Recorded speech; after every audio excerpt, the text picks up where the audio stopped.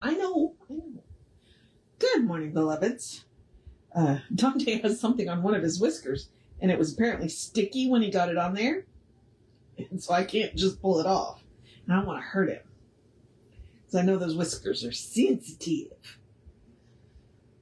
So he keeps shaking his face, because there's something weird on his whisker. But he was hunting underneath the bathroom counter, the bathroom sink, so God knows what he got into. All right, we are doing a new design for living, so let's do the housekeeping. All the housekeeping is me reminding you that we are Creative Life Spiritual Center. Website is creativelife.org. Constant contact email, info@creativelife.org. The website, no, I just said that. You get one email a week, tells you what's going on for the week and the month, and the hot links are hot. So click here now means it, and it is a blind CC. Nobody's going to see your email. You won't end up on anybody else's email list because of us. So trust me, it's worth the risk. There's some good stuff in the email, including David LeMaster does a and he's gone. A transcription of Jesse's Sunday talk. So that's really cool. And then I mentioned the social media merely from the standpoint of it. We don't monetize it. We don't want to deal with the ads any more than you do. So we ask you to go like, subscribe, follow based on which platform you're on, and then engage with the individual post by reacting to the post, commenting on the post, sharing the post. Bumps us in the algorithms, more people see our stuff, and it's a pretty easy way you can support the center. So the more people that see our stuff, the better we're doing. Right? Okay, so New Design for Living is one of the last books that Ernest himself worked on. He sat down with Willis Kinnear, who I called William for like $2. Like, I'm not even reading the cover of my own book, right? And this is the process of science and mind. This is the what, the how, the why, which it's really important. That's the thing about science is like, we want to know why it works. Well, he sits down and says, okay, this is why it works. So we are currently in chapter 21, which is facing facts. It's been really interesting. Because one of the things that science of mind is, new thought in general is accused of is not facing the facts. It's like, well, you're always talking about this, but you're not dealing with reality. Yeah, we're dealing with reality. But we understand that there's a difference between material reality and spiritual reality. And what we are attempting to do, that the whole purpose of this exercise is to get the material reality to match the spiritual reality. Okay? That's the goal. So that is what we are doing. Now, today, the article says how to help others. So let's see what he's got to say about that, because, this is a short chapter. We'll be finished tomorrow. Okay. How to help others. The question is frequently asked, what should we try to heal? Or what kinds of results or demonstrations should we try to seek through spiritual mind treatment? Spiritual mind healing will help anyone, no matter what the condition, if it is rightly used. It will tend to change any situation, no matter how desperate it may appear, if it is rightly applied. Spiritual mind treatment is able to do this because it deals with a transcendent power working through the human mind. And I will tell you, this is basic psychology, one of the ways that spiritual mind treatment does work is frequently in the process of creating the spiritual mind treatment, you identify what you don't want and you identify what you do want. And those two things right there can have one of the most powerful effects on your basic psychology. Because if you now know what you don't want, then you can make different choices. And if you now know what you do want, you can again make different choices. And I will remind you that not choosing is still making a choice. Okay? So that is one of the ways that spiritual mind treatment is so powerful, because you figure out what you want and what you don't want. And it allows you to make different choices. All right, back to Ernest. In this respect, there is no difference between working for oneself or another. Distance means nothing. When one thinks, one is thinking with the mind within them, which is an expression and an individualization of the one mind. The one mind is everywhere present. What you may know and declare in your mind as the truth about Mary Jones is also known in mind as the truth about her. It makes no difference whether Mary Jones knows that anyone is praying for her or not. And here's the thing, science backs this up. They have done research on praying for people and people knowing that they were being prayed for and people not knowing that they were being prayed for. And everybody got better, whether they knew they were being prayed for or not. Science backs it up. Okay. But she experiences the result. As I said, science backs it up. She is now better than she was before. Life is more fully expressing in and through her. Where there was depression of thought, there is now a joyousness. Where things may have appeared hopeless, there is now a bright future. The position of one working for another is not a position of personal responsibility, as though they themselves were trying to make something happen. Okay, that's really important. It is not a position of personal responsibility. We can't make things happen. So it's not our responsibility if they do or do not. It is the person we are treating for's responsibility to accept it. Okay, so remember that.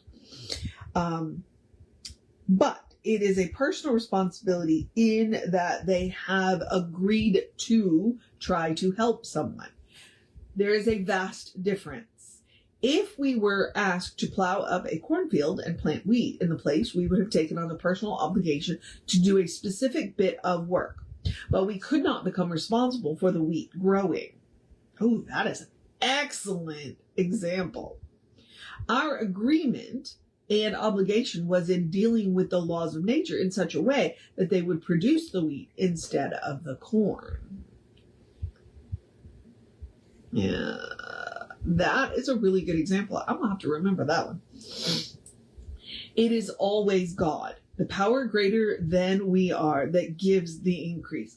This is just as true as any of the physical sciences. This is just as true in any of the physical sciences as it is in the science of mind. For the science of mind does not exist outside of, but within the laws of nature. It is part of them. Now, we are not asked to plow up a field of corn and plant a field of wheat. We are asked to uproot thoughts and beliefs and ideas and supplant them with new ones. Okay?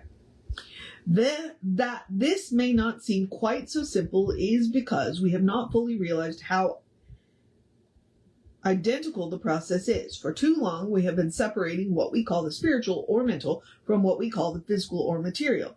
As we have seen, there is no separation.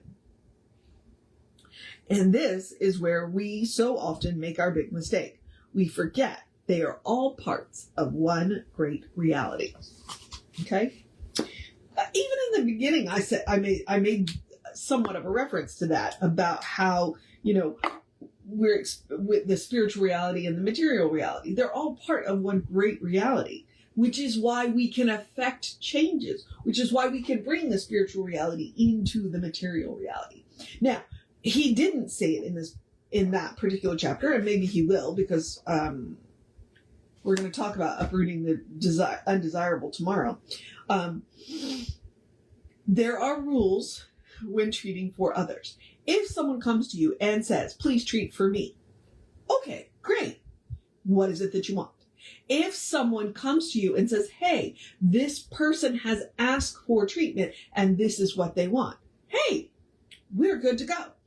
If someone comes to you and says, I don't like the way so-and-so is acting and I want you to treat that they do this, that's not okay. Okay? At no time do we get to treat for another person who has not asked for it to change them in a way that they haven't asked for. Okay? Especially if it's somebody else coming to us and saying, I don't like this. That's not the way we work. And we look people straight in the eye and say, that's not the way this works. Now, here's what I can do. Okay. One, I can treat for this person to know who they are, to know that they are a beloved expression of the divine. Okay. That's fair. To know that they are a beloved expression, expressing, that I can do. More than happy to do that. And I can treat for the person who has come to me for peace, comfort, and clarity in dealing with whatever it is that is going on between them. Okay? But I'm not going to treat for this other person to change because this person doesn't like it. That would be interfering. That, I don't have that kind of power. So, but I'm going to tell the person who came to me and said, I need you to do this. Nope. There's this nasty little thing called free will. So, and I'm going to use my free will not to interfere with somebody else's free will. And again, I don't have that kind of power. So when we treat for others, because I am on, a number of lists where people say, hey, please treat for me. Or, hey, please treat for this situation. I will treat for parents. Parents will say, hey, treat for my child. Okay. Within the bounds of free will. And when I treat for people, because, if you would like a treatment, you are welcome to contact me and say, hey, I would like a treatment. And I will do that. And it is my responsibility to do that. It is my responsibility to do that. If I have no other responsibility as a minister, that is my responsibility. I also get to treat for a world where ministers and practitioners are no longer necessary. So, but I just noticed what time it was. So I'm going to wrap this up. Let me turn this light off because it's kind of harsh and washes me out. And I got to get going. So I'm going to encourage you to have a great day, wondrous day, fantastic day, magical day, an enchanted day, a wonderful day, an awesome day, an amazing day, a take care of business day, a you got this day, a do what you got to do day, a dance in the rain day, because it's coming. Let's stay out of the thunderstorms. Say that 5 times fast. Stay out of the thunderstorms day, a drink plenty of water day. And enjoy the cooler weather day, because that's what the rainstorms have brought us. We desperately need the rain. A take care of business day. A make sure you make time to sit down and rest day. A you got this day. A good day. And if that is too much pressure, because occasionally it is, I get it, simply have a day. You are enough, just as you are. As I have said before, and will continue to say, you are a beloved expression of the divine. You are a brilliant light, divine spark, spirit in motion, God in action, an absolutely beautiful masterpiece, and a work in progress at the same time, at your own pace. Okay? And as Reverend Jesse likes to call us, you are a godlike. Explore the truth of your being. Get to know who the divine knows you to be, because the divine knows you to be good. And from there, anything is possible. Anything at all is possible. Oh, wow. Okay. So, Reverend David should be on around. No. Reverend David will be on this afternoon. That's all I'm going to say. I will be back with you around 9:15 tomorrow. Take care of yourself. Know that you are loved. And I will see you next time.